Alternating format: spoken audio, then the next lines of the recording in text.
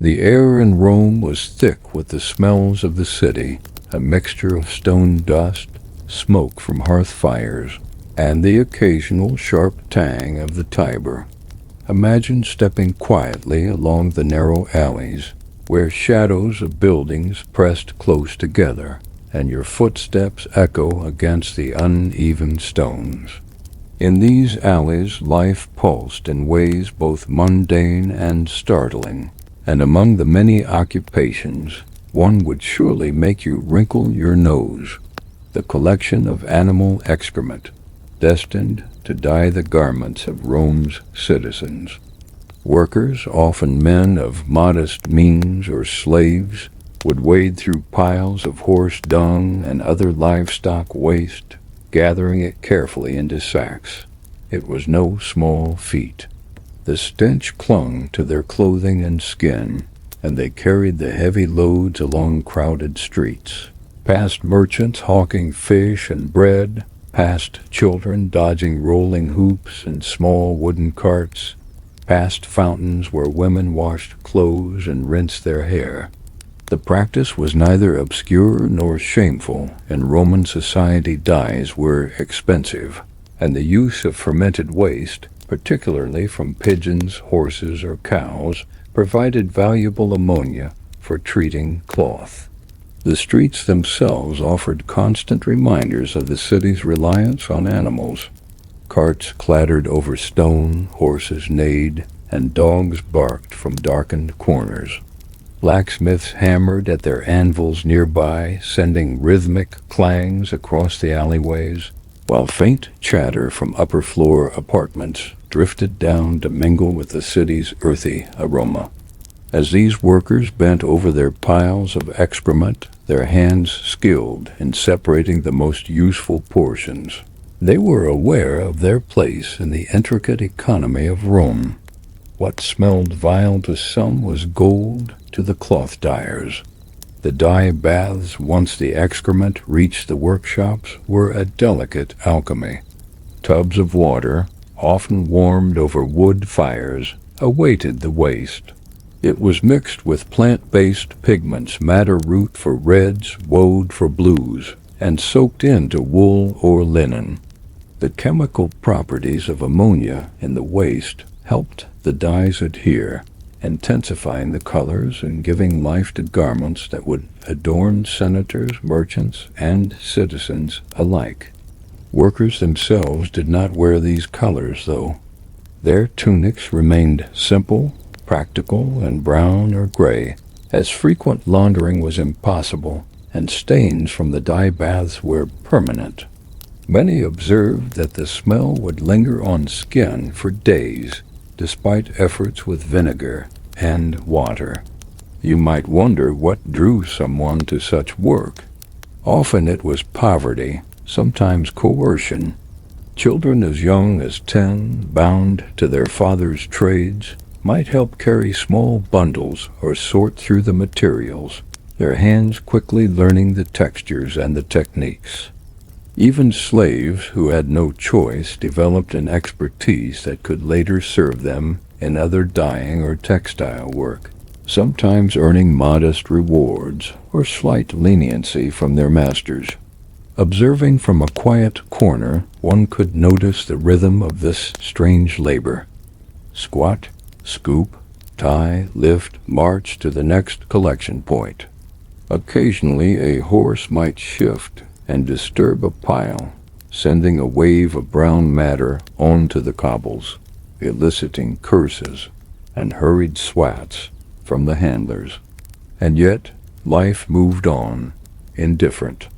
A merchant passed with fresh figs, the scent sharp and sweet, cutting through the pungent odor. A child laughed as a ball rolled by. The water from a nearby fountain splashed and tinkled, momentarily masking the smell. The juxtaposition was jarring, the grime of necessary labor against the everyday vibrancy of Roman streets. If you lean closer, you might hear the worker muttering under his breath, perhaps naming the best portions to collect, perhaps cursing the incessant stench. This was a world where survival, skill, and smell intertwined intimately, a reality far removed from the marble forums and statues that tourists imagine when they think of Rome. The streets of the lower city, behind the grand edifices and columns, pulsed with labor and ingenuity. RomeChronicle reminds us that for every toga draped elegantly in the forum, there was a laborer, bent and smudged, who had prepared it in ways the elite would never acknowledge. And yet there was a rhythm here, a quiet expertise, almost meditative, the weight of the sacks, the smell that clung to clothes, the careful handling of animal waste, all combined into a workaday ritual. It was a part of life as tangible as the clatter of blacksmith hammers or the distant tinkling of fountain water, an occupation steeped in necessity, intertwined with the textures, smells, and sounds of Rome itself. The streets whispered stories, not of heroism or conquest, but of survival, adaptation, and the odd dignity in doing what others might never witness. Beyond the alleys, where the city's stone walls bore the marks of centuries, the collected waste was brought to dye workshops, often tucked behind larger residences or in the bustling vicus districts. These spaces smelled of a strange combination: wood smoke from the stoves, wet wool, plant pigments, and that unmistakable pungency of fermented dung. Apprentices, often boys who had barely reached adolescence, would stir the vats with long wooden paddles, careful not to splash the mixture onto themselves, though it happened frequently, leaving dark stains that would not wash away. The process required patience. Workers would measure the ratios meticulously. Too much excrement and the fibers could rot. Too little and the dye would not take. The workshops were small, low-ceilinged rooms, with sunlight struggling to reach through soot-darkened windows. It was a dance of sensory awareness, touching the cloth, smelling the vats, listening to the subtle hiss as the warm water mingled with plant and mineral pigments. Outside, the city continued its relentless rhythm. The distant clang of the blacksmith's hammer mixed with the chatter of women bargaining for fish or bread, and the occasional bray of a donkey pulling a cart over uneven stones. One could almost imagine the city itself breathing, exhaling heat and dust, carrying the mingled odors across the neighborhoods. The workers often wore thick leather aprons, meant to shield tunics from dye and ammonia, but the protection was imperfect. Their hands became calloused, nails stained black or reddish-brown, and hair damp from the humid air inside the workshops. The apprenticeship system was strict. A young boy learning the trade would watch a master handle the vats, noting the subtle textures of the wool as it absorbed the colors, and the moment when ammonia had reached its optimal strength. Mistakes were punished lightly, perhaps a mild scolding or extra hours, but the real hazard lay in infection. Hands cracked and exposed could develop painful sores from the constant contact with the chemical-rich waste. Yet, despite the unpleasantness, there was pride in skill. A master could judge the success of a dye batch by sight and smell alone, knowing precisely how long the cloth needed to soak, how long to rinse, and when to hang it to dry. Outside, laundry hung from lines across narrow streets, the bright reds, deep blues, and muted yellows a testament to the careful labor of those hidden artisans. Occasionally, travelers or wealthier citizens would peek into these back rooms, drawn by curiosity or necessity, unaware of the exact source of the brilliant reds and dews in their garments. RomeChronicle notes that the use of pigeon dung was particularly prized for certain shades of red. Its ammonia content enhanced madder root dyes, giving a vibrancy unmatched by plant pigments alone. Workers would scoop carefully, ensuring they collected only the freshest portions, discarding what had become too dry or contaminated. Beyond the physicality of labor, there was also an unspoken hierarchy. Skilled slaves or freedmen who had mastered these techniques could rise to supervisory roles, commanding apprentices and delegating the less pleasant tasks. Their names rarely entered official records, yet in the narrow streets and dying houses, they were known, respected, and sometimes even envied for their expertise. Meanwhile, the city itself thrived on a complex interdependence. Merchants, tailors, and dyers relied on these humble laborers. Senators and matrons relied on the dyers to supply the brilliant hues that distinguished their social rank. And as the day progressed, the smells would intensify, drawing complaints from neighbors, yet serving as an unacknowledged marker of the city's industrious pulse. Evenings in these workshops had their own rhythm. The air grew cooler, the last rays of sun slanting through grimy windows. Workers would rinse their hands, sometimes briefly bathing in public fountains to wash off the lingering ammonia, and collect their pay, often in coin or in small amounts of food. Laughter and conversation might emerge as tales of clumsy apprentices or stubborn vats of dye were exchanged. Life in Rome balanced delicacy and grime in equal measure. The streets outside the workshops, lit by flickering torches, echoed with the sounds of evening, distant barking, the creak of wooden carts, the soft chatter of families settling in. Here, in these overlooked corners, the essence of the city revealed itself, a mixture of necessity, expertise, and the mundane courage of those who performed tasks the elite would never witness, yet depended upon. For every brightly colored tunic adorning a senator or merchant, there was a worker, bent over vats, hands blackened, lungs scented with ammonia, silently shaping the appearance of Rome itself. As night approached, the city streets shifted in character. Lanterns flickered along uneven stone, casting long shadows, and the clamor of merchants faded to a subdued murmur. In the dye workshops, the labor persisted, though at a slower pace. Cloth soaked in vats began to absorb the rich colors fully, and apprentices carefully lifted pieces onto wooden racks to drip and dry.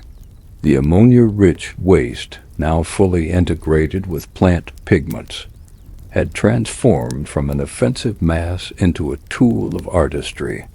Each fold, each thread, carried the invisible signature of meticulous labor. Workers occasionally paused to wipe sweat from brows, the damp, warm air heavy with the combined scents of wool, dye, and lingering animal matter. Their muscles ached from repeated motions, stirring, lifting, kneading the cloth. Yet there was a rhythm here, almost meditative, a dance between hands and materials, learned over countless hours. Beyond the workshop doors, the city settled into its evening routines. Families gathered in cramped apartments, oil lamps flickering against walls painted in ochre or adorned with frescoes depicting gods and legendary heroes. Children played quietly, the occasional laugh or thud of a rolling hoop filtering down narrow streets. Dogs slept in doorways, occasionally lifting their heads at distant noises. From time to time, the distant clang of a blacksmith's hammer echoed, a reminder that industry never truly ceased in Rome. Within this tapestry, the dyers and excrement collectors were invisible threads, vital yet overlooked. Observing them, one might marvel at the interdependence of city life. Without their work, The vibrant reds of a senator's toga, the soft blue of a merchant's tunic, the yellows of a matron's stola, would not exist. Each garment, each color, bore testimony to a labor both humble and indispensable. RomeChronicle reminds us that their skill was practical alchemy, rooted in knowledge passed down through generations. Apprentices learned not only through instruction, but through touch, smell, and observation. They could distinguish fresh from stale dung, measure the strength of ammonia by scent, and predict how long cloth needed to soak based on temperature and humidity. In this there was both science and art, an understanding of chemical interactions before chemistry was formally known. Some workshops were family-run, spanning multiple generations, each member assigned tasks according to age, strength, and experience.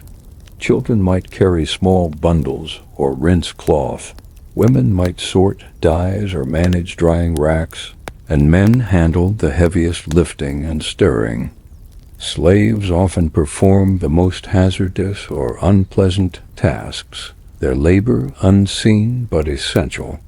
Occasionally a mishap would occur, a vat too strong, a batch ruined, cloth stained beyond use, and the master would scold, directing apprentices to start again.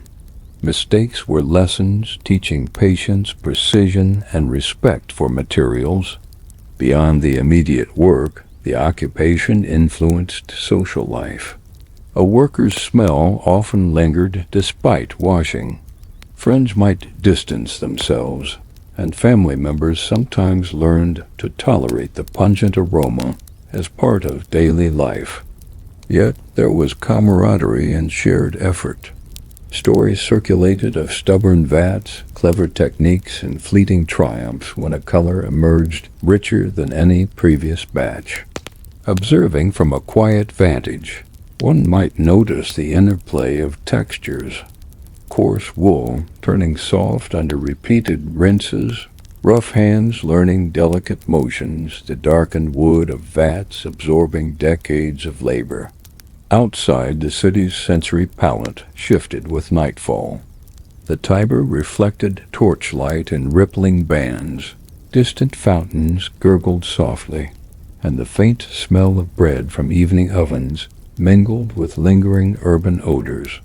The contrast was stark. Luxury and labor, refinement and grime, existence and survival, all intertwined in the same streets. And within the workshops, the transformation was quietly magical. Raw, malodorous materials converted into color, purpose, and even beauty. For every observer who glimpsed the finished garments, the process remained hidden, a secret alchemy that spoke to ingenuity, perseverance, and the unglamorous artistry sustaining Rome's daily life. Here, in these shadowed, odorous spaces, one could feel the pulse of the city not in its forums or temples, but in the hands of those who labored unseen, shaping the very appearance of a civilization. Morning light would eventually return, casting pale gold across the stone streets, and the cycle began anew. Workers emerged from their narrow dormitories or rented rooms, muscles stiff, noses still faintly scented with yesterday's labor, and returned to the alleys and workshops. Animal excrement, collected fresh from the stables and pens, awaited transport, bundled into heavy sacks. Horse dung, pigeon droppings, and cow manure were carried with care. The most experienced laborers could judge the quality of the material at a glance, fingers probing for the texture that promised the richest ammonia content. Apprentices followed, carrying smaller loads, their chatter subdued by the pungent air. The smell, a constant companion, seemed to wrap around the streets themselves, lingering even in the open plazas where marble columns gleamed in sunlight. Life in the city pressed around them. Bakers kneading dough, women tending small fires and alleyway hearths, children darting between carts and barrels. The rhythm of labor was punctuated by incidental sounds, metal striking metal in a smithy, the distant hum of chatter from the forum, water splashing in fountains, and the occasional bray of a donkey. Within workshops, the transformation of raw waste into vital dye continued. Vats of wool and linen were stirred, soaked, and rinsed repeatedly, each step requiring careful judgment. Too much agitation could damage the fibers. Too little, and the color would fail to set.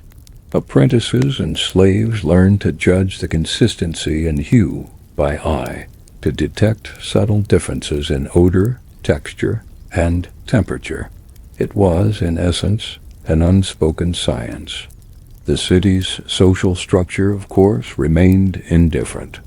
Patrons in their togas and stolas received garments without knowledge of the labor behind them, while workers remained largely invisible, their expertise acknowledged only by fellow laborers and masters of the craft. Some found a form of quiet pride in this invisibility, the ability to influence appearances, to control color, without requiring recognition. RomeChronicle often emphasizes this duality, the hidden mastery behind the visible splendor of Roman life. The work, repetitive and physically taxing, also offered fleeting moments of humor. Apprentices might jostle each other as they carried awkward sacks, or misjudge a pile, sending dung spilling onto the cobbles, provoking curses and laughter alike. Experienced workers taught patience, not just for the craft, but for enduring the smells, the grime, and the city's indifference. Over time, families became intertwined with the trade. Children learned early to distinguish between waste suitable for dye and that which was useless. Women managed drying racks and prepared auxiliary materials, and men oversaw vats, stirring and monitoring chemical reactions that Roman artisans understood through practice, if not theory. Even in the cramped, dark rooms, there was a rhythm. Hands moving in unison, the hiss of warm water, the soft drip of soaked cloth, the murmur of conversation, punctuated by distant urban sounds. And yet, despite the harshness, there was continuity and resilience. The city thrived not only on grand architecture, politics, or conquest, but on these humble, malodorous labors that ensured vibrant cloth for all social classes. The juxtaposition of luxury and labor, refinement and grime, underscored the complexity of Roman life. Observing this work, one might reflect on the invisible threads of civilization, the quiet skill, endurance, and knowledge that sustains a society. Every dyed garment, every vibrant color, was a testament to the mastery of those who faced the city as odors and backbreaking work daily. And as the sun rose higher, casting shadows and illuminating marble and stone alike, the streets and workshops continued their intertwined dance of necessity and ingenuity. The excrement that once seemed revolting became, through skill and tradition, a vehicle of color, economy, and survival. For those walking these alleys, the faint smell of past labor lingered, a reminder that even in the grandest civilization, life depended on the unseen, unacknowledged, yet profoundly essential work of countless hands shaping the very fabric of society. RomeChronicle whispers these stories, preserving the memory of those whose diligence and endurance colored the city literally and figuratively for generations.